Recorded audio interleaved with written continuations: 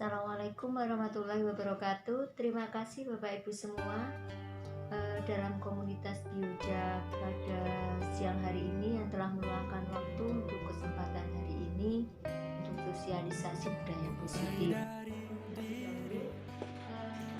Di sini kami akan mempresentasikan tentang budaya positif di sekolah. Jadi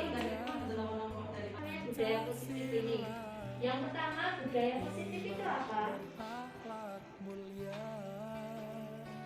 Kalau kita sebagai guru, menurut filosofi Ki Hajar Dewantara itu sebetulnya kita itu kalau ibarat petani itu kan menanam padi benih, benih apa saja, misalkan benih padi atau benih jagung.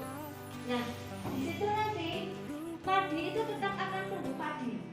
Entah nanti bisa saja mungkin kalau tidak diopeni ya, itu nanti mungkin tumbuhnya nanti juga kayak pemeloran atau apa kalau itu ya, jadi dia tidak tumbuh dengan benar gitu. Tapi nah di situ itu perlu apa, kita sebagai petani itu untuk biar tumbuhnya itu sesuai dengan apa yang kita inginkan, itu ada hal yang perlu kita kita lakukan. Yang pertama itu bisa kita memperbaiki kondisi tanahnya, bisa kita memupuknya, bisa kita menyirami atau mengalirinya dengan air, bisa kita ketika ada banyak eceng gondok atau banyak ulat atau gulma, itu kita bisa membasminya. Nah itu sama ketika kita berhadapan dengan siswa peserta didik kita, itu diibaratkan kalau kita petani itu benih yang kita tanam. Jadi budaya positif yang akan kita tanamkan itu bisa saja artinya kita mencari permasalahan-permasalahan ketika mungkin ada masalah dari siswa, kita tidak langsung menghukum siswa gitu, tapi kita mencari solusinya dulu, mencari akarnya dulu untuk kita cari kekuatan siswa itu apa. Terus yang itu yang nanti akan kita kembangkan. Nah budaya positif menurut Ki Hajar Dewantara itu nanti modelnya seperti itu. Adalah perubahan paradigma stimulus respon, kemudian beralih ke teori kontrol. Mungkin selama ini kita menggunakan paradigma stimulus respon ini. Nah kita nanti akan belajar mengenai teori kontrol itu seperti apa toh. Kemudian yang kedua, arti disiplin dan motivasi perilaku manusia. Karena bagaimanapun manusia itu bertindak pasti punya tujuan. Entah itu berbuat yang kurang bagus, berbuat bagus, itu pasti punya tujuan. Nah peserta didik itu nanti juga, kok sering tidak terlambat itu, kok sering terlambat itu kenapa? Kok ini rajin sekali kenapa? Pasti punya tujuan. Nah itu nanti kita di sini di disiplin dan motivasi perilaku manusia. Yang ketiga, budaya positif nanti berkaitan dengan keyakinan kelas, hukuman, dan penghargaan. Kemudian nanti yang keempat itu kebutuhan dasar manusia. Sebetulnya manusia itu mempunyai kebutuhan dasar. Nanti ada 5 kebutuhan dasar yang itu mungkin juga ada pada siswa kita. Kemudian yang kelima itu ada posisi kontrol. Posisi kontrol kita sebagai pendidik, sebagai pemimpin pembelajaran, itu kita punya posisi kontrol ketika mungkin anak itu kita punya kasus dengan, atau anak itu punya kasus gitu. Kita sebagai apa? Itu nanti juga ada 5 posisi kontrol kita. Yang mungkin selama ini kita menggunakan posisi kontrol yang mungkin kalau menurut Ki Hajar Dewantara itu belum pas. Nah, nanti kita bahas untuk posisi kontrol itu. Yang keenam ada segitiga restitusi. Segitiga restitusi itu misalkan dalam penanganan kasus, kita akan membuat restitusi atau anak itu dibuat untuk membuat restitusi. Restitusi itu artinya pengembalian jati diri anak ketika dia berbuat salah. Dia diterima oleh kawan-kawannya lagi seperti apa, dan dia tetap dicap sebagai manusia yang berkualitas. Itu namanya restitusi. Nanti akan kita bahas satu persatu. Nah yang pertama itu paradigma stimulus respon. Sekarang perubahan paradigma dulu. Nanti kita merubah ke paradigma dari stimulus respon ke teori kontrol. Teori kontrol itu artinya kita berilusi bisa mengontrol semuanya. Guru itu maha di kelas gitu. Jadi mahanya kenapa? Guru itu punya ilusi bahwa guru itu bisa mengontrol semua siswanya. Yang kedua, guru itu berilusi bahwa kritik yang membuat orang merasa bersalah itu bisa mengubah karakter. Artinya ketika kita anak itu berbuat ini terus kita buat dia merasa bersalah, itu mungkin menurut kita itu sudah bagus, bisa merubah karakter siswa. Yang ketiga, ilusi bahwa semua penguatan positif itu efektif dan bermanfaat. Setiap kali dikasih penghargaan, itu efektif tidak nanti. Nah, kita akan bahas. Kemudian yang terakhir, bahwa guru itu juga punya ilusi bahwa orang dewasa itu memiliki hak untuk memaksa anaknya atau memaksa anak didik kita, memaksa orang yang atau anak yang lebih muda dari kita. Itu ilusi-ilusi yang mungkin selama ini berkembang di pikiran kita. Walaupun mungkin tidak semuanya ini benar, tapi mungkin salah satu dari ini ada di pikiran kita sebagai guru. Itu paradigma yang akan kita kontrol. Kalau stimulus respon, kita mencoba mengubah orang agar berpandangan sama dengan kita. Jadi ketika anak berbeda pandangan, oh salah, harus sama di sepandangan. Saya lebih tahu kebaikanmu gitu. Jadi itu salah sebetulnya. Nanti dibahas di teori kontrol. Kemudian stimulus respon itu, kalau stimulus respon itu intinya kita itu bisa mengontrol orang lain. Di situ orang lain bisa mengontrol saya bisa mengontrol orang lain. Itu stimulus respon. Kemudian perilaku buruk itu dilihat dari suatu kesalahan. Padahal kadang-kadang kesalahan itu yang bisa mengubah karakter orang itu menjadi lebih bagus. Yang namanya salah itu kadang-kadang ya wajar, namanya manusia melakukan salah gitu. Nanti kita bahas di berikutnya. Kemudian ada pemaksaan pada saat bujukan gagal. Ketika kita membujuk anak, kok anaknya ngeyel gitu misalkan, oh ngeyel itu ini akhirnya dipaksa. Itu juga nanti akan menimbulkan efek yang kurang bagus pada siswa. Kemudian model berpikirnya menang dan kalah itu kalau stimulus respon. Ada yang menang, ada yang kalah.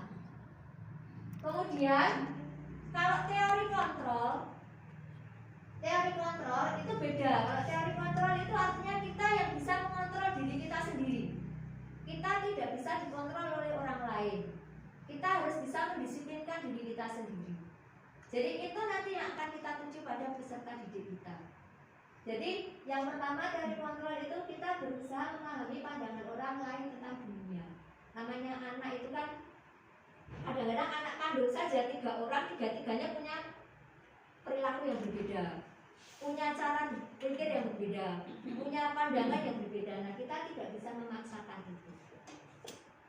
Kemudian semua perilaku itu punya tujuan. Tadi perilaku jahat pun, perilaku jelek pun itu punya tujuan. Dia punya tujuan untuk kebutuhan dia, untuk iseng, untuk apa, itu punya tujuan. Jadi semua perilaku punya tujuan. Nah, kita nanti sebagai di teori kontrol itu kita akan mencari tahu tujuan kamu melakukan itu apa. Kita akan mencari solusinya. Kemudian yang ketiga, hanya Anda yang bisa mengontrol diri Anda. Tadi jadi kita yang bisa mengontrol diri kita. Jadi ketika kita membuat disiplin itu harus berasal dari dirinya. Harus dari dirinya sendiri untuk bisa berubah.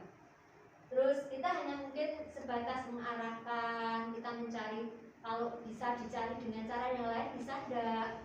Terus apa yang misalkan, kenapa kamu melakukan ini, kamu bisa melakukan itu dengan cara yang lain tidak, dan seterusnya. Tapi artinya kita hanya mengusahakan saja supaya dia sadar sendiri dan melakukan atas tindakannya sendiri. Kemudian kolaborasi dan konsensus menciptakan pilihan-pilihan baru. Artinya nanti dikolaborasikan.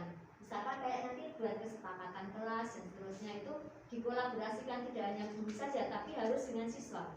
Malah kalau bisa siswa yang nanti menentukan, saya bisa jadi apa, saya nanti mau seperti apa di kelas ini, saya jadikan kelas ini seperti apa. Itu nanti di keyakinan kelas. Yang terakhir, model berpikirnya menang-menang, tidak ada yang kalah.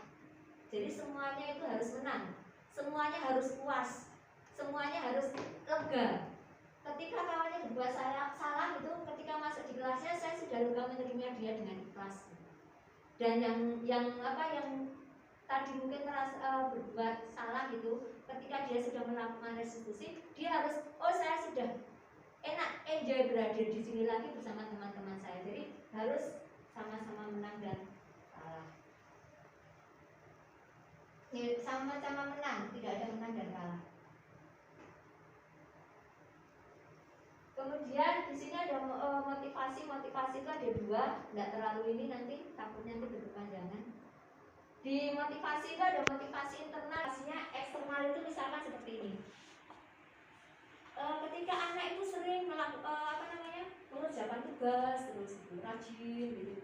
Terus suatu saat misalkan kadang-kadang kalau guru SD mungkin guru TK atau kita mungkin juga sering ya melakukan sesuatu, oh anak ini kok rajin, misalkan rajin, yo siapa yang nanti tak kasih permen gitu. Kalau anak SD mungkin itu ya, tak kasih ini, tapi itu dia hanya motivasi eksternalnya apa? Berbuat baik itu ketika dia ingin permen, berbuat baik itu ketika dia ingin, oh dia lembut guru gitu, oh berbuat baik itu untuk apa? Oh saya ingin mendapatkan apa dari bapak ibu guru yang dijanjikan. Tapi suatu saat ketika itu terus kita lakukan, itu nanti bisa berakibat kurang bagus penghargaan itu. Kenapa? Karena itu nanti motivasi anak itu hanya untuk mendapatkan sesuatu, itu motivasi eksternalnya. Tapi ketika sesuatu itu bapak ibu guru lupa, kemudian tidak diberikan, itu menjadi efek yang luar biasa yang membuat dia ngakuin itu rajin, jadi selalu laku. Itu nanti efeknya malah kurang bagus. Terus yang nanti akan kita tuju itu yang motivasi internal ini. Jadi motivasi internal kita meminta anak untuk menjadi dirinya sendiri. Ketika itu kamu yang bisa mendisiplinkan kamu yang bisa memerdekakan diri kamu sendiri. Nah, merdeka kemarin sudah ini merdeka belajar itu artinya tidak hanya terlepas dari perintah, tapi kita harus bisa memerintah diri kita sendiri. Kita lepas dari perintah orang, tapi kita yang harus memerintahkan diri kita sendiri untuk bisa berubah lebih bagus. Itu merdeka menurut Ki Hajar Dewantara. Yang akan kita tuju nanti seperti ini. Merdeka yang nanti bisa kita gunakan. Nah, untuk itu nanti ada di sini.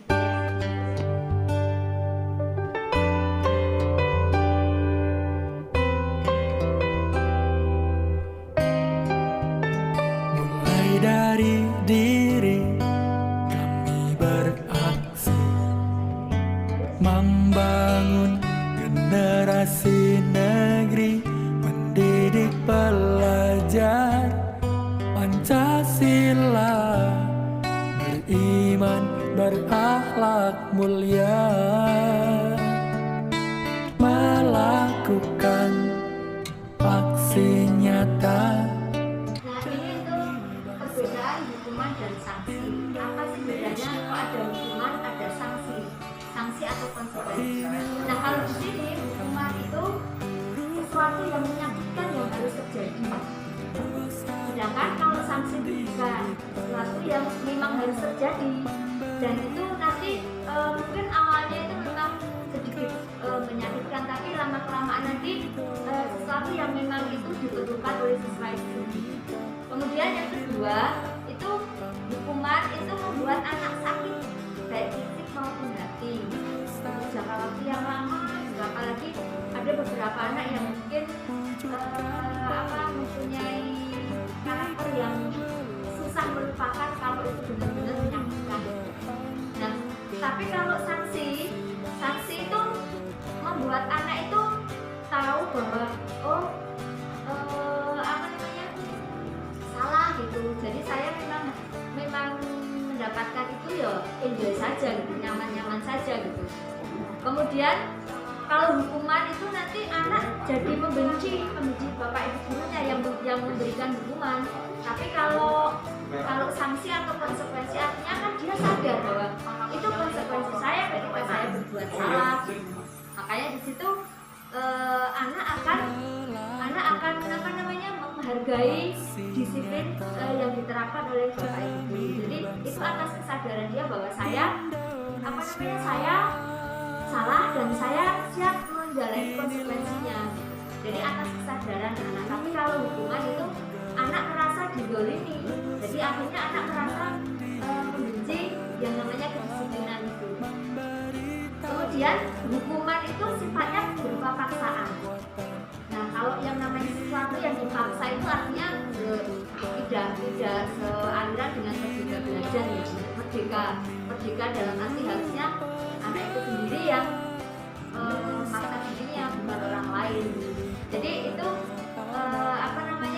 sifatnya kalau hukuman itu paksaan, sedangkan kalau konsekuensi juga itu paradigma stimulus pemerintah dan paradigma stimulus.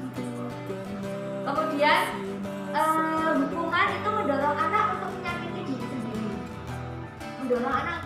sendiri, sedangkan sanksi itu mendorong anak untuk menyesuaikan diri dengan sesuatu yang baru, dengan keadaan baru, situasi yang baru dan sebagainya.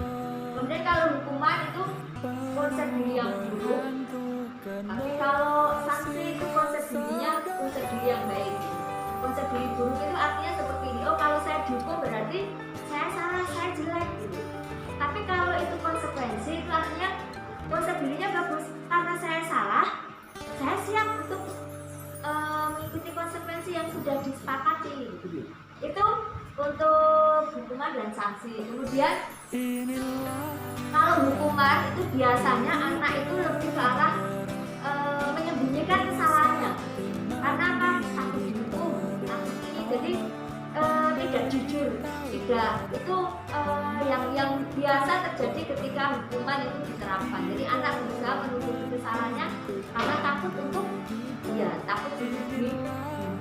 Tapi kalau konsekuensi atau sanksi itu tidak, artinya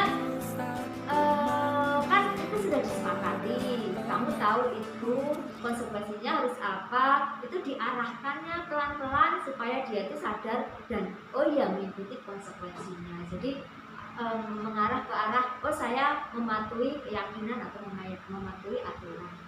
Kemudian hukuman yang terakhir itu mengakibatkan apa? Marah gitu. Dia merasa tidak bersalah, kenapa saya dihukum gitu. Kemudian merasa bersalah karena mungkin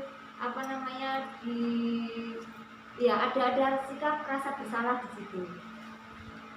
Kemudian merasa dipermalukan. Jadi anak merasa dipermalukan dengan hukuman yang diberikan, karena mungkin ada hukuman yang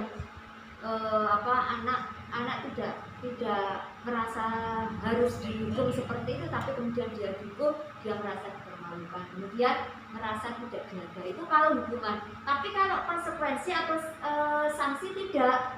Jadi anak itu merasa tidak dizalimi.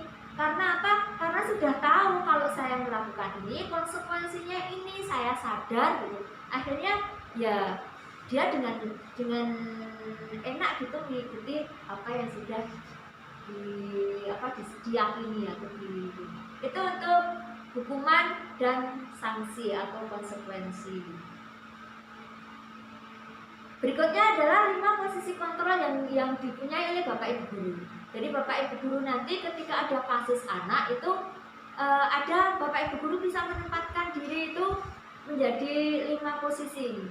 Posisi apa saja di situ? Yang pertama adalah posisi penghukum. Jadi posisi penghukum ini artinya ketika anak melakukan mungkin kesalahan sedikit entah besar entah itu mungkin langsung dimarahi di situ, langsung dihukum di situ yang mungkin tidak sesuai dengan kesalahannya mungkin, kemudian dihadik mungkin jadi anak itu nanti kalau Bapak Ibu guru nanti peran itu sebagai penghukum, nanti anak itu cenderungnya nanti merasa tersakiti, merasa terzalimi, merasa itu karena ada hukuman yang diberikan tadi. Kemudian yang kedua itu membuat orang merasa bersalah. Nah, membuat orang merasa bersalah itu seperti ini. Saya pernah punya kawan gitu. pernah punya kawan. Kawan itu ketika anak itu bersalah gitu, sedangkan ibu anak itu sudah meninggal. Jadi ketika anak itu apa namanya ya, dia suka iseng gitu sama kawan-kawannya dan sama kawan-kawannya itu ditakuti, kemudian dia dipanggil gitu. Nah ketika ditanya, kamu tidak kasihan sama ibu kamu yang sudah tidak ada, kamu tidak merasa bersalah sudah berbuat seperti itu. Nah kemudian anak itu kemudian nangis, dia merasa bersalah, sedangkan ibunya sudah tidak ada, dia meminta maaf gitu, akhirnya dia merasa bersalah. Nah itu juga tidak bagus. Jadi bapak ibu guru membuat orang merasa bersalah itu posisinya salah gitu. Jadi tidak itu tidak bagus lah untuk posisi kontrol itu, juga tidak bagus untuk kita bikin. Kemudian yang ketiga itu posisinya sebagai teman. Jadi kalau teman itu ya akrab gitu, kemudian misalkan ada kasus, ayolah lakukan demi ibu, kan selama ini kan kita bagus-bagus saja, kita berteman kan misalkan. Nah itu kemudian jadi akhirnya apa? Jadi ya akhirnya guru itu membuat beberapa alasan mungkin yang membuat supaya dia bisa dianggap teman, berkawan, kemudian itu jadi di sini nanti anak itu merasa ketergantungan di situ dengan itu juga kurang bagus ke situ. Nah paling tidak mungkin kita itu sebagai pemantau, tapi yang lebih bagus lagi itu kita sebagai manajer. Kalau pemantau itu guru itu di situ mempunyai banyak data tentang siswa. Misalkan oh kamu siapa? Oh iya, kamu kok sering banget melakukan ini. Kamu ini pelajaran di guru sudah 5 kali kamu terlambat tugasmu. Jadi mengukur segala sesuatu itu dengan data. Bapak ibu guru punya data. Kemudian, nah data itu yang kemudian diungkapkan kepada anak. Kemudian membuat anak itu kemudian efeknya anak itu kemudian merasa kalau diawasi saja nanti saya kalau diawasi saya akan melakukan sesuatu yang bagus, tapi kalau tidak diawasi saya aman-aman saja, itu mau melakukan apa saja gitu. Itu kalau nanti posisi kita itu sebagai pemantau. Karena apa? Bapak guru ini, ibu guru ini selalu mencatat kegiatan saya. Jadi nanti ketika saya berbuat salah, saya akan itu kan pada data. Jadi ketika mungkin bapak ibu guru, oh di sini tidak ada, saya aman, tidak ada yang ngawasi, tidak ada yang nyatat gitu. Nah mungkin seperti itu. Tapi ketika saya ada gitu, rajin gitu, tekun gitu. Karena apa? Karena tadi takut dicatat. Nah itu kalau kita itu posisinya sebagai pemantau, ada hal yang perlu siswa itu dari kita, posisi kita, karena dengan banyak catatan itu kemudian dimanfaatkan ketika kita mungkin lengah atau apa gitu. Nah posisi yang bagus tadi saya katakan, posisi yang paling baik itu adalah posisi sebagai manajer. Kenapa? Nah kalau kita bisa kalau manajer itu kita misalkan ketika anak berbuat salah, kita ajak diskusi anak itu, kita ajak ngobrol bersama, kita ajak misalkan dia melakukan kesalahan, kita ajak duduk bersama, kita tanya, kemarin kita sudah buat keyakinan kelas toh, keyakinan kelas kita apa kemarin, kamu tahu nggak apa yang kamu lakukan itu tadi gimana? Kamu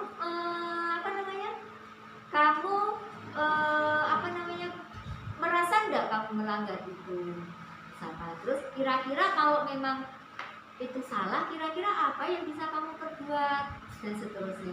Nah itu kalau posisi kita sebagai manajer itu artinya ya tadi kita membuat anak anak itu merasa sadar kesalahannya, kemudian dengan kesadaran itu sepenuhnya dari dia mau memperbaiki kesalahannya.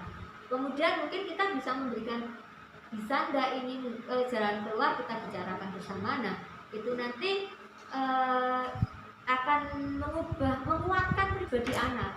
Karena apa?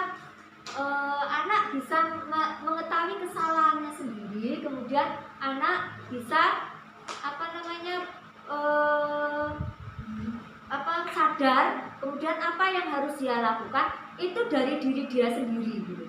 Jadi apa yang dia lakukan itu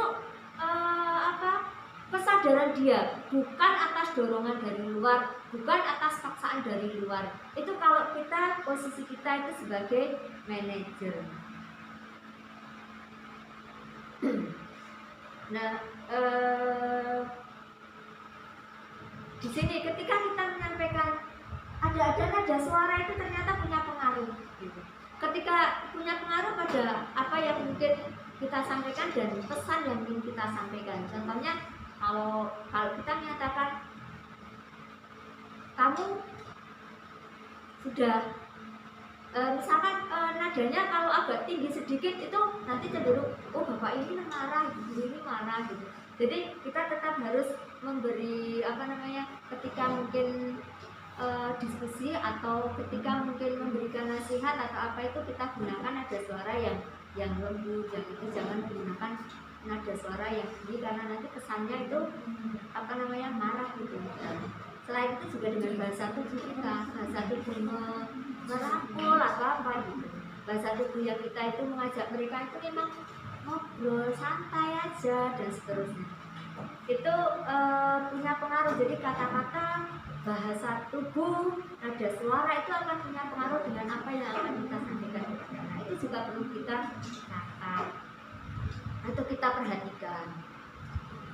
Kemudian di situ kita tadi di awal saya sudah menyatakan hal yang akan saya sampaikan nanti salah satunya di disiplin positif ini atau budaya positif ini itu adalah restitusi.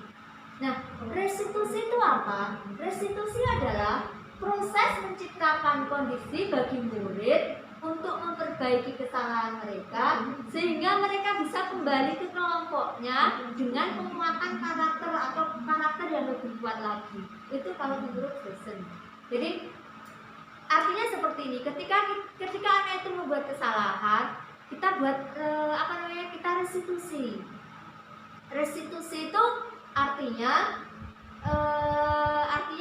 ketika mereka membuat kesalahan, dia sadar bisa memperbaiki kesalahannya, akhirnya dia kembali ke kelompoknya dengan tidak merasa canggung, tidak merasa saya ada salah, saya tidak merasa berkecil hati, tapi tetap dengan penguatan karakter yang lebih kuat lagi. Itu untuk restitusi. Jadi dia kembali ke kelompoknya itu nyaman-nyaman saja, kembali belajar, kembali bergaul dengan kawan-kawannya itu dengan nyaman-nyaman saja. Itu yang kita maksudkan dengan restitusi. Nah, untuk ciri-ciri restitusi apa saja? Yang pertama adalah restitusi itu adalah untuk belajar dari kesalahan, bukan untuk menebus kesalahan. Kalau nanti menebus kesalahan, saya sudah minta maaf, sudah saya tebus kan? Nah, saya bisa melakukannya lagi, nanti saya tebus lagi. Nah, bukan seperti itu. Restitusi itu dia sadar dari kesalahan-kesalahan yang dia lakukan, akibatnya seperti apa, atau kalau saya melakukan kesalahan, nah dia belajar dari kesalahan-kesalahan yang dia lakukan untuk bisa lebih baik lagi. Kemudian restitusi yang kedua cirinya apa? Memperbaiki hubungan. Memperbaiki hubungan itu artinya seperti ini. Yang tadinya mungkin bermasalah anaknya dengan ini, hubungannya tidak bagus. Yang satu datang, yang satu cemberut, yang satunya datang, yang satunya pergi. Jadi akhirnya tidak bagus. Nah, kita berusaha untuk memperbaiki hubungan itu dan akhirnya membuat kondisi lingkungan itu nyaman, dia belajar kembali nyaman lagi. Itu untuk ciri restitusi yang kedua. Yang ketiga adalah tawaran, bukan paksaan. Jadi tadi ini kalau paksaan itu tadi apa? Hukuman. Jadi ini restitusi, ini tawaran bukan hukuman gitu. Jadi ini restitusi bukan hukuman, ini konsekuensi. Jadi ketika dia berbuat salah, dia sadar, nah konsekuensinya apa gitu, bukan hukuman. Itu ciri restitusi. Kemudian restitusi cirinya menuntun untuk melihat ke dalam diri. Jadi untuk supaya di secara intern pribadi dia itu tahu, menuntun dia untuk melihat siapa saya, apa yang bisa saya lakukan, ternyata saya juga mempunyai kelebihan, saya juga ini. Nah, itu untuk melihat dalam diri siswa itu dengan apa yang dia miliki. Kemudian yang kelima, restitusi itu mencari kebutuhan dasar yang mendasari tindakan. Nah, kebutuhan dasar apa yang dikasih siswa, karena saya itu kan sekali lagi, setiap tindakan itu punya tujuan. Entah itu tindakannya itu kurang, mungkin menurut orang kurang bagus, mungkin bagus, baik, perlu di itu bagus sekali gitu. Nah, semuanya itu punya tujuan. Nah, punya maksud gitu. Nah, punya kebutuhan. Kebutuhannya apa saja? Mungkin dia pengen kebutuhan dasar itu pengen diakui keberadaannya. Jadi dia pengen, oh saya ini ada di sini, saya bisa untuk itu. Oh saya perlu, atau kebutuhan kasih sayang barangkali. Kebutuhan kasih sayang. Jadi karena itu dia mungkin kurang perhatian, akhirnya dia cari perhatian, atau karena dia kurang perhatian atau dia kurang kasih sayang, akhirnya dia mencari dari guru-gurunya atau kawannya. Jadi apapun yang dilakukan siswa itu dia punya tujuan. Nah, tujuannya itu yang mungkin perlu kita kita cari. Kamu sebetulnya pengennya apa? Kamu pengennya sebetulnya apa? Nah, kebutuhan siswa itu yang akan kita cari dan kita berikan solusinya seperti apa.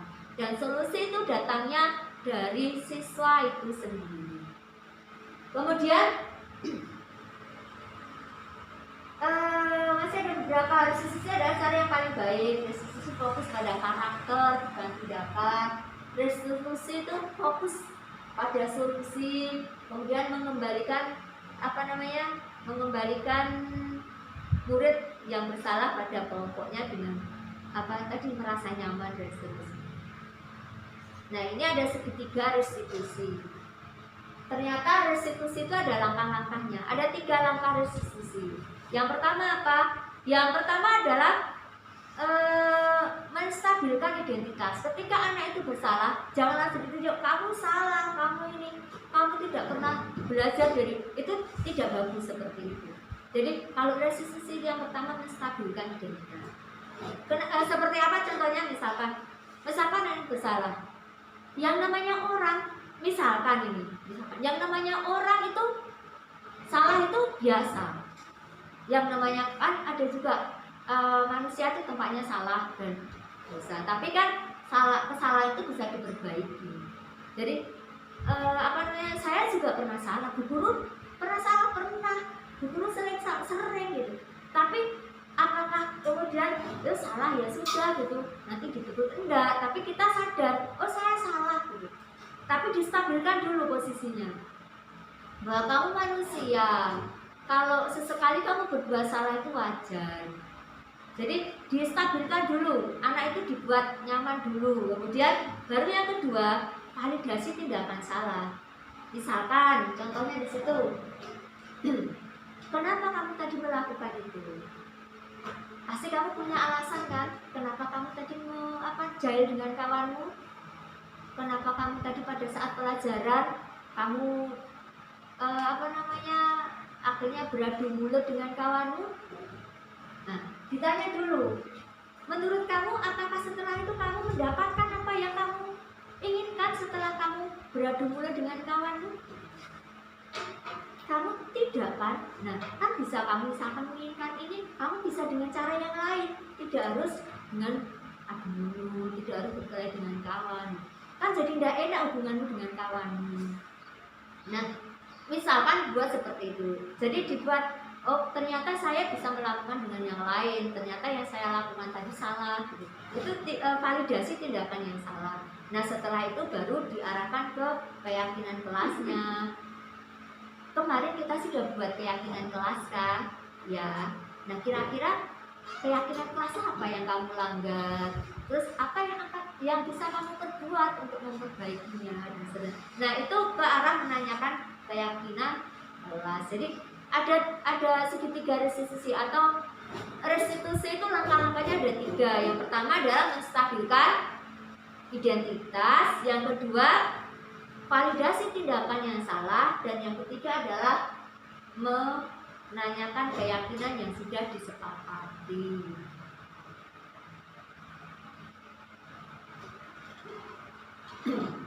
Di sini saya ada sedikit ini ya. Nah ini kebutuhan dasar yang tadi kebutuhan dasar siswa yang tadi ketika melakukan sesuatu itu pasti punya tujuan karena dia ingin memenuhi kebutuhannya. Kebutuhannya apa saja? Nah kebutuhan dasar manusia itu pada dasarnya ada 5 yang tadi sudah itu yang pertama adalah kasih sayang atau cinta kasih atau pengen disayangi atau rasa memiliki dan dimiliki gitu.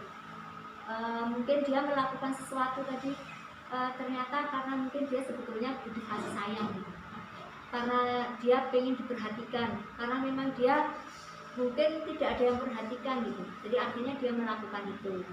Kemudian yang kedua itu penguasaan. Penguasaan itu artinya apa? Artinya tadi seperti yang saya katakan sebelumnya. Oh saya pengen diakui keberadaan saya, diakui saya itu bisa gitu. Itu di penguasaan. Kemudian yang ketiga itu di kesenangan. Ketika dia melihat kawannya dijaili gitu terus dia senang gitu, tertawa. Lah kenapa? Saya senang kok Bu ketika saya melihat dia menangis gitu. Saya senang kok Bu ketika melihat kawan saya bingung gitu. Nah itu kebutuhan apa yang dia inginkan? Kebutuhan kesenangan gitu. Jadi dia enjoy saja melihat seperti itu. Nah kita harus nanti bisa meluruskan yang seperti itu nanti di restitusi. Kemudian kebebasan. Nah kebebasan itu contohnya dia antara pilihan gitu, beberapa pilihan. Mungkin dia kenapa kamu tidak memperhatikan, kenapa kamu malah ribut sendiri, saya bosan kok. Nah bu guru kalau menjelaskan hanya pakai itu, hanya ngobrol terus, hanya ngomong terus. Coba ada permainan, coba ada kadang-kadang keluar. Nah berarti anak itu mencari minta pilihan dari beberapa alternatif gitu. Dia minta kebebasan untuk bisa, jangan hanya itu terus toh. Coba pilih yang coba ganti, coba bervariasi dan seterusnya. Nah yang terakhir adalah kebutuhan bertahan hidup. Itu kebutuhan dasar manusia yang mungkin juga ini yang menjadi acuan anak-anak kenapa melakukan tindakan yang mungkin menurut kita tidak bagus gitu, atau yang menurut kita mungkin bagus banget dan seterusnya. Jadi karena apa? Karena ini kebutuhan dasar manusia ini.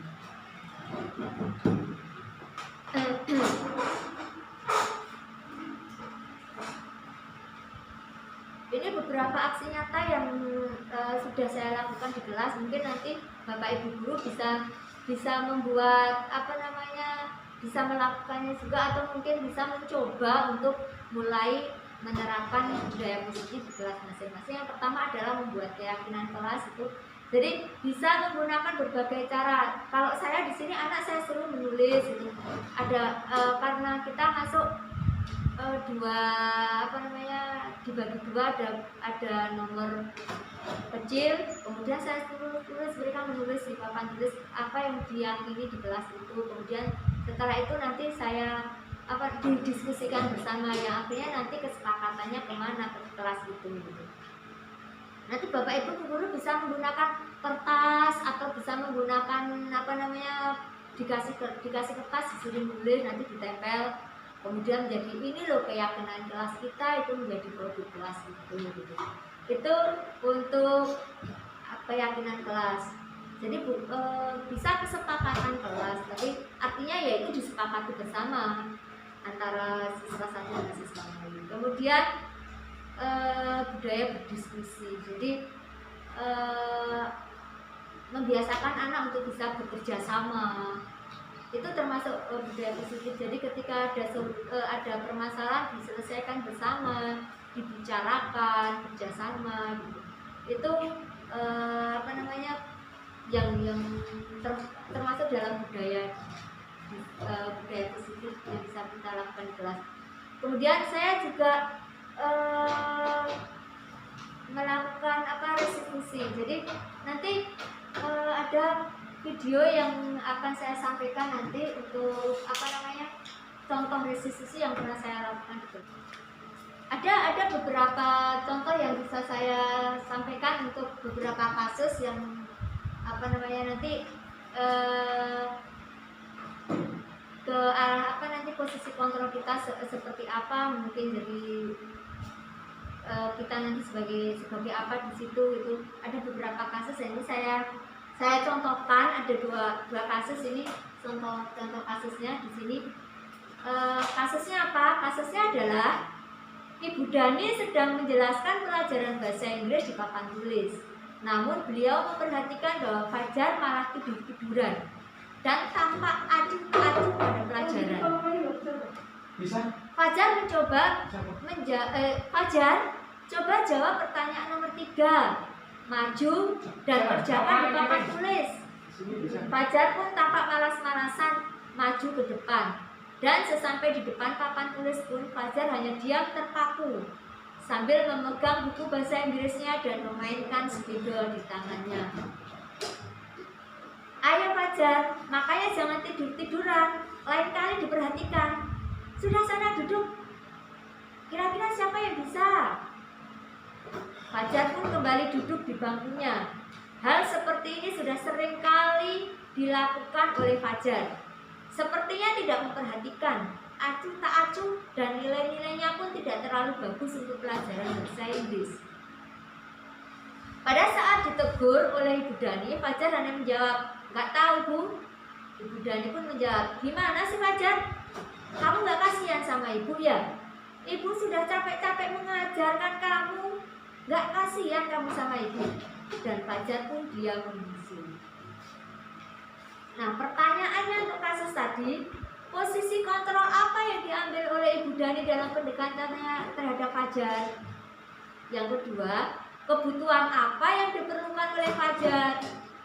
Yang ketiga, bila mana Ibu Dani mengambil posisi pemantau, apa yang akan dilakukan atau dikatakan olehnya? Nah, di sini saya berusaha untuk mencoba untuk menganalisis kasus ini, posisi kontrolnya. Posisi kontrol yang diambil oleh Bu Dani dalam pendekatannya kepada Fajar adalah posisi kontrol menjadi membuat orang merasa bersalah. Kuncinya apa? Kenapa Ibu Dani menjadi membuat orang merasa bersalah? Posisinya adalah ketika Bu Dani ini menyampaikan, "Gimana sih Fajar? Kamu gak kasihan sama Ibu ya? Ibu sudah capek-capek mengajarkan kamu gak kasihan sama Ibu." Nah, itu berarti Bu Dani posisinya sebagai akan membuat orang merasa bersalah. Jadi dia mengatakan itu kepada Fajar agar Fajar merasa bersalah. Karena apa? Sudah berusaha semaksimal mungkin, sudah capek-capek kok tidak dihargai, kok kamu malah seperti ini. Jadi membuat Fajar merasa bersalah. Kebutuhan apa yang ingin diperoleh oleh Fajar? Kebutuhan kasih sayang mungkin. Atau di sini kebutuhan kasih sayang, di mana Fajar membutuhkan orang yang memperhatikan dirinya. Atau mungkin juga kalau bisa, mungkin ada yang menganggap itu kebutuhan kebebasan, karena apa? Bosan dengan gaya mengajar Ibu Dani, jadi pengen variasi lah dan seterusnya. Jadi itu di kasus ini. Yang ketiga, bila mana Ibu Dani mengambil posisi pemantau, kalau pemantau tadi berdasarkan data ya. Nah, di sini contohnya seperti ini. Bila mengambil posisi pemantau, Bu Dani akan mengatakan, "Fajar, kalau tidak bisa menjawab, coba buku paket halaman 20 kamu baca." Nah, jawabannya apa? Kemudian kamu bisa saja kamu sudah coba di setiap pelajaran buku saya catat kamu selalu tiduran, kamu selalu ini sudah catatan guru, nah dan seterusnya. Itu termasuk dalam kategori Bu Dani ketika mengambil posisi sebagai pemantau. Nah ini kasus 4. Contoh kasus lagi ini saya sebutkan di kasus 4 karena ada beberapa kasus. Nah ini saya sebutkan yang mungkin sering terjadi. Yang pertama kasusnya adalah seperti ini. Anto dan Dino sedang bermain bersama di lapangan basket. Tiba-tiba terlibat pertengkaran adu mulut. Dino pun menjadi emosi dan mengadakan kontak fisik, menarik meja Anto dengan kasar sampai 3 kancingnya terlepas. Pada saat itu guru PK langsung melerai mereka dan membawa mereka ke ruang kepala sekolah. Ibu kepala sekolah, Ibu Suti, menanyakan Dino tentang keyakinan sekolah yang disepakati, yaitu tentang sikap saling menghormati. Ibu Suti melanjutkan bertanya kepada Dino, apakah bersedia memperbaiki kesalahannya terhadap Anto. Dino pun mengangguk. Kemudian Ibu Suti balik bertanya kepada Anto, apa kebutuhan Anto atas peristiwa itu? Anto menjawab, saya perlu kancing baju saya diperbaiki, Bu. Ibu saya akan sangat marah ketika melihat kancing baju saya itu copot sampai tiga kancing begini. Ibu Suti pun kembali bertanya kepada Dino, apakah kamu bisa menjahitkan kancing baju Anto? Kemudian Dino melihat ke Anto, kemudian menjahit baju. Saya tidak bisa menjahit. Kemudian Ibu Suti melanjutkan, apa kamu bersedia belajar menjahit? Kemudian Anto menjawab, siapa yang mengajari saya nanti untuk menjahit? Kamu bisa belajar pada Pak Irfan, guru tata busana. Kemudian Dino menyetujui dan sepanjang siang dia menjahit untuk memperbaiki kemeja baju Anto. Dan terakhir pada jam pulang, Bu Suti sedang melihat Dino dan Anto bercengkrama dan saling bersenda-senda kembali. Pertanyaannya, nilai kebutuhan apa yang diperlukan oleh Dino? Kemudian yang kedua, posisi kontrol apa yang telah dipraktekkan oleh kepala sekolah? Hal-hal apa saja yang dilakukan sehingga Anda berkesimpulan demikian? Kemudian yang ketiga, dalam kasus tersebut siapa yang dikuatkan? Siapa yang mengaitkan keyakinan yang lebih tinggi dan siapa yang dipuaskan? Nah, di sini nilai kebutuhan yang diperlukan Dino adalah dia mungkin penguasaan tadi, ingin diakui bahwa saya itu hebat, saya itu bisa gitu, saya itu pokoknya pengen diakui keberadaannya itu kebutuhan yang dibutuhkan oleh si Dino. Kemudian posisi kontrol Bu Suti itu sebagai manajer. Kenapa sebagai manajer? Dia mengajak diskusi, dia bertukar pikiran dengan Anto dengan Dino. Kemudian tidak marah-marah, tidak itu, jadi diajak diskusi. Akhirnya membuat memberikan alternatif tadi, kamu mau menjahitkan, terus kamu nanti bisa belajar ini, dan akhirnya Dino dengan sukarela bersedia. Itu dari dalam diri Dino sendiri, bukan atas paksaan Bu Suti. Kemudian di sini kasus ini juga dikuatkan oleh siapa? Yang dikuatkan adalah Dino. Menguatkan keyakinannya ketika dia berbuat itu, diyakinkan, dikuatkan, yang akhirnya dia kemudian kembali ke kelasnya dengan dengan posisi yang nyaman kembali dan tidak ada masalah. Kemudian yang dipuaskan siapa? Yang dipuaskan yang dipuaskan Dino juga dipuaskan, Anto juga dipuaskan, Bu Suti juga puas karena mereka sudah rukun kembali. Kemudian Anto puas kenapa? Oh, baju saya tidak rusak lagi. Dino puas kenapa? Oh, saya bisa kembali berteman dengan Anto, saya malah bisa lagi bisa menjahit baju, saya bisa memperbaiki kesalahan yang telah saya lakukan. Jadi semuanya dipuaskan. Demikian tadi Bapak Ibu barangkali ada yang mau ditanyakan, silakan. Vaksin itu bagaimana? Ada masalah dan bagaimana kan di sini? Ya, masih belum. Merdeka belajar perubahan untuk generasi masa depan. Perubahan untuk generasi masa depan. Agen perubahan untuk generasi masa depan.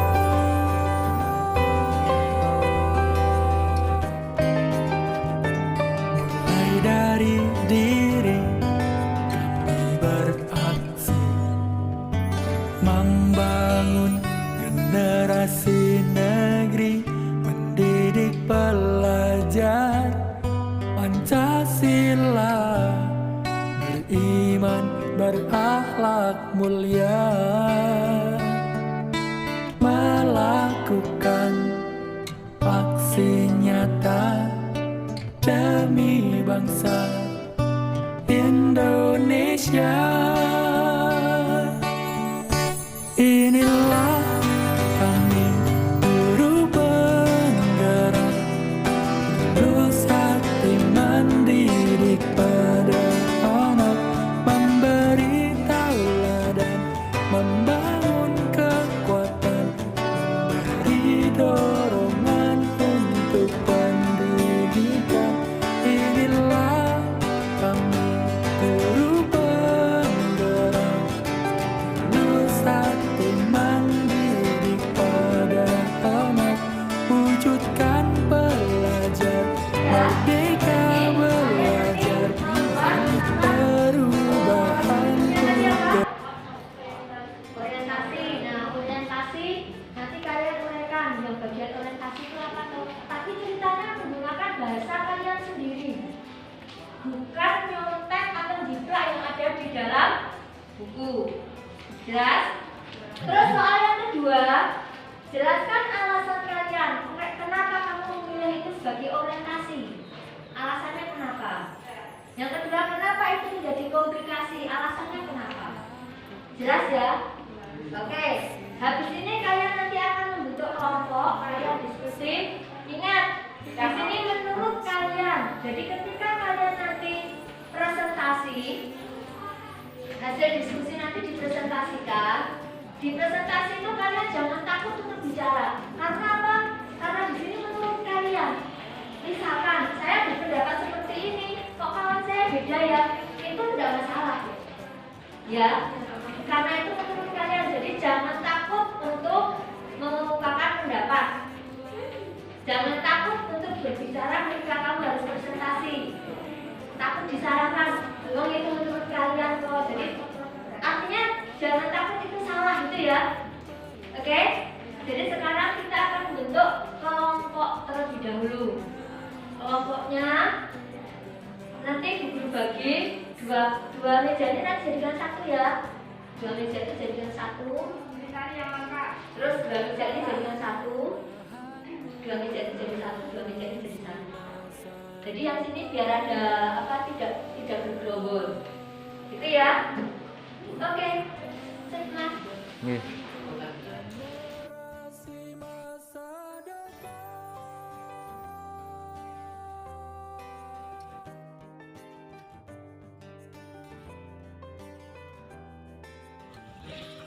Mas Agus, Mas Aris, tahu kenapa dipanggil ke sini hari ini? Gimana kabarnya? Yang namanya manusia itu tidak ada yang namanya tidak pernah membuat salah. Semuanya mesti pernah membuat salah. Tapi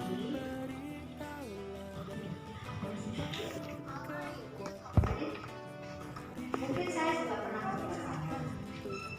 Tidak ada yang namanya manusia itu tidak pernah membuat salah.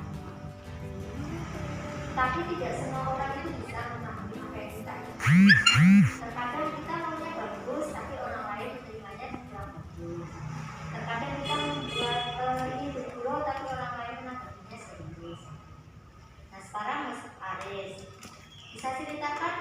kejadian apa sih yang kemarin itu, tentang kejadian kemarin itu bisa diceritakan sama Ibu?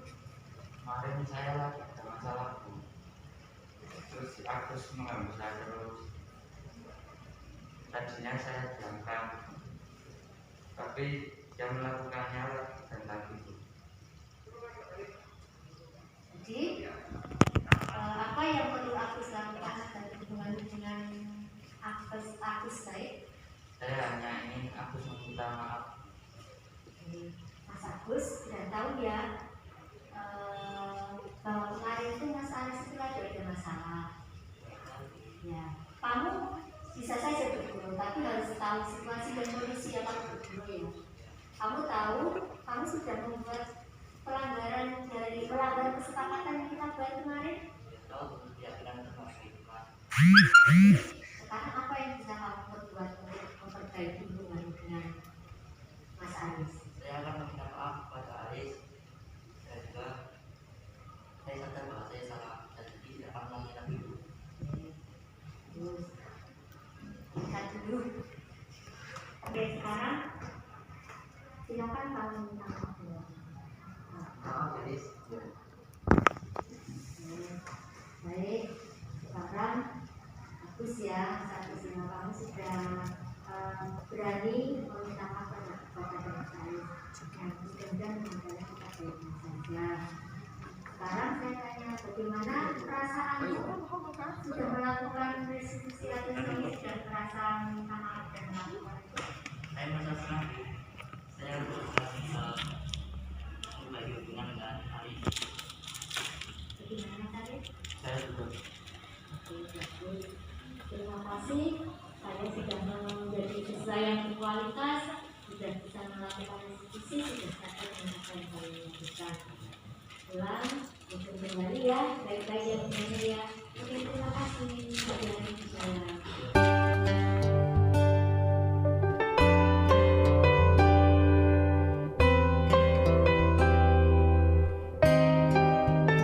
Mulai dari diri kami beraksi membangun generasi negeri, mendidik pelajar Pancasila, beriman berakhlak mulia, melakukan aksi nyata demi bangsa Indonesia.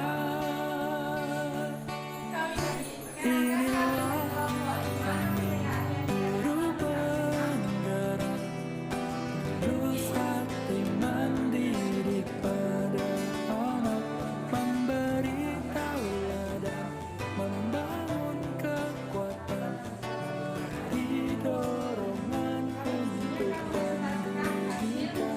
Inilah kami buruh penggerak, terus hati mendidik pada anak, wujudkan pelajar merdeka belajar agar perubahan untuk generasi masa depan.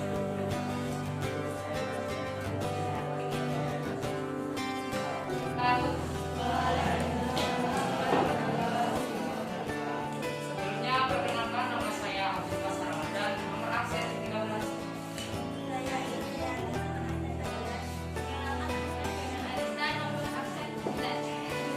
Di sini kita akan mempresentasikan hasil diskusi kami tentang analisis tuh. Melakukan Pertanyaan yang pertama yaitu, aksi nyata apakah demi judulnya sesuai dengan bangsa isinya? Indonesia. Judul tersebut tidak sesuai karena isinya Inilah menceritakan tentang dasar dan buruh daerah sebenarnya. penggerak, Pertanyaan yang kedua yaitu, terus hati apa makna yang ada dalam mendidik pada anak, atau makna memberi rahmat? tauladan, Makna dari kata pohon keramat adalah sekumpulan pohon yang berada di daerah atau area yang berbeda yang mempengaruhi kehidupan masyarakat Indonesia. Pohon keramat juga ada yang merupakan buruh